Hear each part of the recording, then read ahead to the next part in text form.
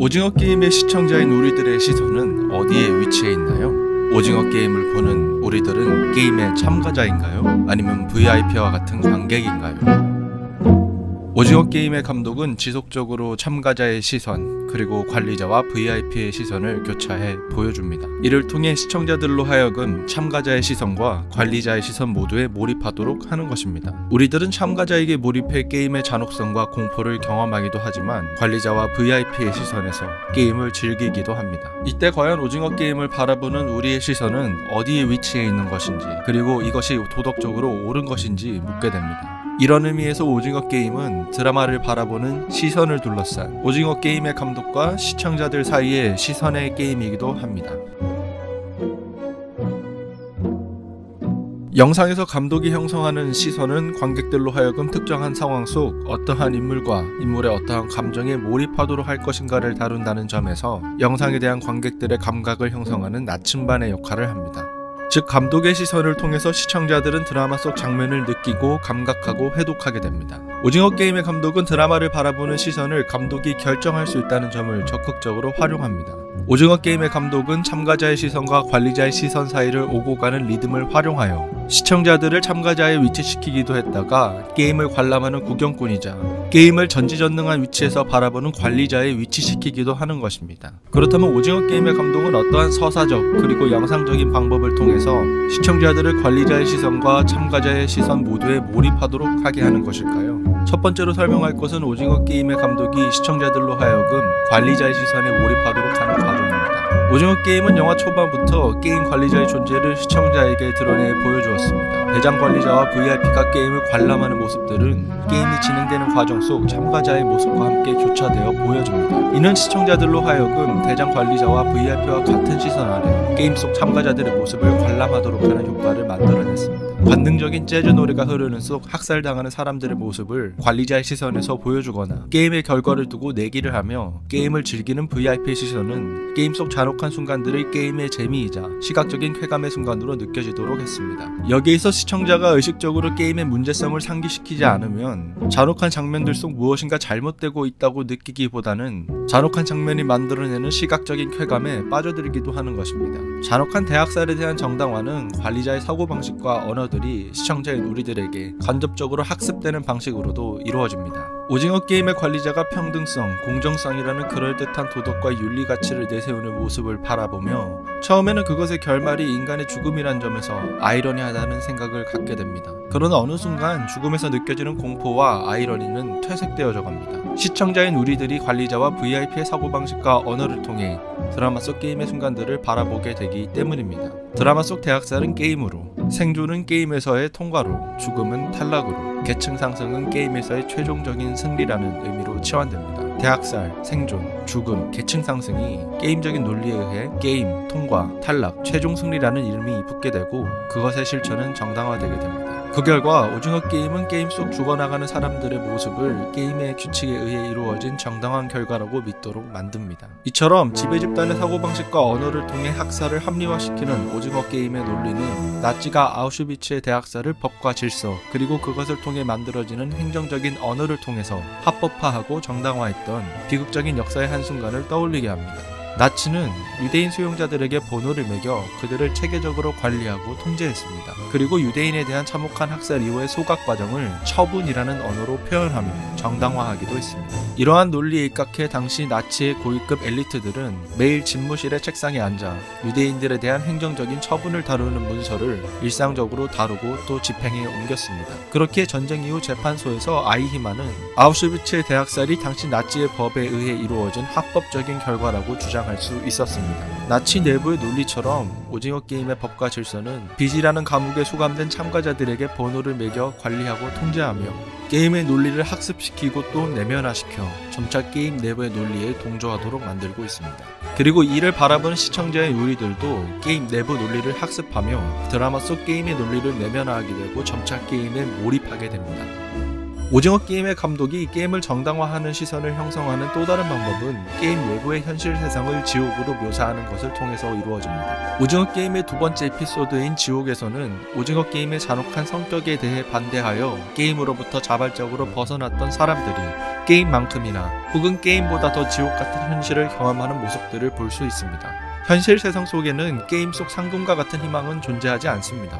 즉 현실은 상금이라는 희망이 존재하지 않는 지옥이며, 그리고 게임은 상금이라는 희망이 존재하는 기회의 공간으로 존재하게 됩니다. 여기에서 오징어 게임의 감독은 게임을 계층 상승을 할 수 있는 기회가 존재하는 유일한 공간으로 설정하며 게임이 진행되어야만 하는 정당한 이유를 제시하고 있습니다. 관리자와 VIP의 시선을 시청자와 공유하는 점, 관리자의 사고방식과 언어를 시청자들에게 간접적으로 학습시킨다는 점, 그리고 현실의 논리를 게임 내부의 논리로 포섭시킨다는 점은 서로 상호작용하며 우리들로 하여금 관리자의 시선에서 게임에 몰입하도록 만듭니다. 그러나 그와 동시에 오징어 게임의 감독은 참가자들의 인간적인 면모가 드러나는 시선을 게임의 과정 속에서 반복적으로 개입시킵니다. 이를 통해 게임의 논리에 몰입하는 우리들의 시선을 전복시킵니다. 우리들의 시선이 게임의 관리자와 VIP의 시선으로 경도될 때쯤 오징어 게임은 참가자들의 개인의 인생사와 게임의 극단적인 순간 속 인물들의 윤리적인 갈등을 보여주며 오징어 게임의 비도덕성을 느끼게 하고 게임 속 인물들이 겪고 있는 윤리적인 딜레마의 상황으로 우리들을 몰아넣습니다. 우리는 고뇌하는 인물들의 모습을 통해 참가자들을 익명성을 띤 집단으로 바라보기보다도 인물들이 지닌 성격과 인간적인 감정을 바라보며 인물들을 개별화된 개인으로 바라보게 됩니다. 직장을 잃은 뒤 대리운전기사로 일하고 도박장을 전전하는 삶을 살아온 성기훈, 잘못된 투자로 인해 자신의 돈뿐만 아니라 어머니의 돈과 가게마저 잃게 될 위기에 처한 조상우, 탈북한 이후 보육원에 남동생을 맡겨놓고 북에 남겨둔 어머니를 데려오기 위해 돈을 벌고자 하는 강세벽, 가족을 먹여 살려야 하지만 봉급을 받지 못한 이주 노동자 알리의 모습들을 오징어 게임에서 볼 수 있습니다. 이때 우리들은 오징어 게임의 잔혹성과 게임 속 인물들의 인간적인 면모를 함께 바라보며 이 잔혹한 게임은 무엇을 위해 존재하는 것인지 묻게 되고 게임의 비도덕성과 불합리성을 느끼게 됩니다. 이처럼 우리는 오징어 게임을 보는 동안 참가자의 시선에서 느껴지는 공포와 두려움, 그리고 죄책감과 부끄러움이라는 감정을 느낀과 동시에 관리자 그리고 VIP의 시선에서 영상 속 잔혹한 장면들에 대해 시각적인 쾌감과 흥미를 느끼기도 합니다. 그러나 오징어 게임의 감독이 드러내는 드라마에 대한 이중적인 시선은 드라마의 결말에서 오징어 게임의 감독이 성기훈을 통해 게임에 대해 저항해야 한다는 메시지를 던진다는 점에서 모순됩니다. 드라마의 핵심적인 메시지가 게임에 대한 저항이었다면 드라마가 진행되는 과정 속에서 시청자들을 게임의 불합리성을 느끼는 참가자의 시선에 위치시켜야 했을 것입니다. 그러나 오징어 게임의 감독은 드라마 속 대부분의 시간을 적나라하게 죽어나가는 사람들의 이미지를 관음적으로 보여주는데 소비한 뒤에서야 관리자와 VIP에 반대하는 성기훈의 시선을 영화의 중심적인 시선으로 위치시키고 있습니다. 그리고 저는 이러한 오징어 게임 속 이중적인 시선은 감독에 의해 섬세하게 설계되었다기보다 시선을 효과적으로 활용하는 데 실패한 것에서 기인하는 혼란이라고 생각합니다. 그 결과 게임의 잔혹한 장면에 대한 인간의 무의식적인 흥미와 호기심, 그리고 인물들의 부끄러움과 죄책감 모두를 소비하는 결과를 가져왔습니다. 오징어 게임의 감독은 드라마 자체의 성공을 위해서 시각적인 재미와 쾌감이 느껴지는 죽은 자들의 이미지들을 과감하게 카메라에 담아냈고, 여기에서는 시각적이고도 도덕적인 충격을 인물들의 인간성을 통해 드러나는 휴먼 드라마적 요소와 사회 비판적 요소를 가미해 희석시키고자 했다는 느낌에서 벗어나기 힘들기 때문입니다. 이와 같은 문제점을 극복하는 방법은 시선을 명료하게 위치시켜 드라마의 서사적인 메시지를 강력하게 전달하는 것입니다. 오징어 게임과 흡사하게 계급 모순에 대한 하층 계급과 상층 계급의 시선을 다루는 봉준호의 설국열차는 좋은 비교 대상이 될 수 있습니다. 봉준호 감독의 설국열차와 같은 경우 상층 계급에 대해 불만을 갖고 혁명을 일으키는 꼬릭한 사람들의 시선에 관객들을 온전하게 몰입시키는 방식으로 설계된 영화였습니다. 설국열차에서 우리는 꼬리칸에서 머리칸으로 향하는 과정을 꼬리칸의 사람들과 함께하며 그들과 함께 열차 내부의 이미지와 사건들을 경험합니다. 이 과정에서 우리는 꼬리칸의 사람들과 우리 자신을 동일시하게 됩니다. 즉 우리의 시선은 전지전능한 윌포드의 시선도 영화 외부의 제3자의 시선도 아닌 꼬리칸 사람들의 시선에서 그들과 함께 혁명에 동참해 머리칸으로 향하고 있는 것입니다. 그렇게 영화의 마지막 장면에서 설국열차 엔진의 설계자인 윌포드가 꼬리칸의 혁명을 열차의 이상적인 인구 비율을 유지하기 위해 전략적으로 활용했다는 사실이 드러날 때 우리가 느끼는 분노는 커티스의 분노와 함께 고조됩니다. 그리고 혁명의 결과가 기존의 열차의 불합리한 질서를 없앨 수 있는 것이 아니라 불합리한 질서를 유지하는 지배자만이 교체된다는 사실과 직면하게 될 때 우리는 커티스와 함께 고뇌에 빠지게 됩니다. 즉 하층 계급이 혁명에 성공하더라도 자본주의와 국가라는 권력 시스템은 소멸되지 못하고 새로운 리더에 의해 지속된다는 봉준호 감독의 시선이 드러납니다. 그렇게 봉준호 감독은 진정한 혁명은 열차에서의 벗어남, 자본주의라는 시스템에서 벗어나 제3의 세계에 대해 상상하는 것이라고 영화의 결말에서 주장합니다. 봉준호 감독은 커티스가 혁명을 통해 열차의 질서를 바꿀 수 있다고 생각했던 꼬리칸의 시선과 혁명을 통해 열차 내부의 학살을 유도하지 않으면 열차의 인구 균형이 유지될 수 없다는 윌포드의 시선을 변증법적으로 충돌시켜 결국 파괴의 대상은 윌포드 혹은 상층 계급이 아니라는 사실을 보여줍니다.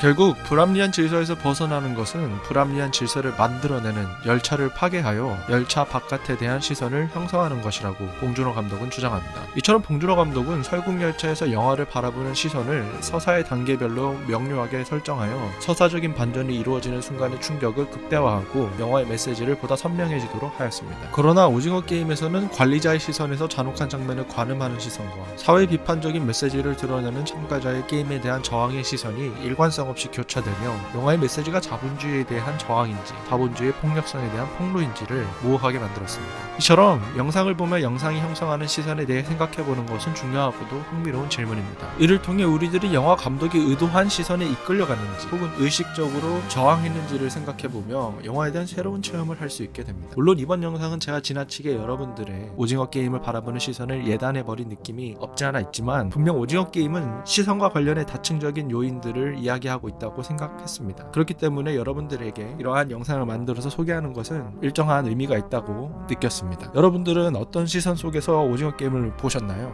여러분들은 오징어 게임의 참가자였나요? 아니면 구경꾼이었나요?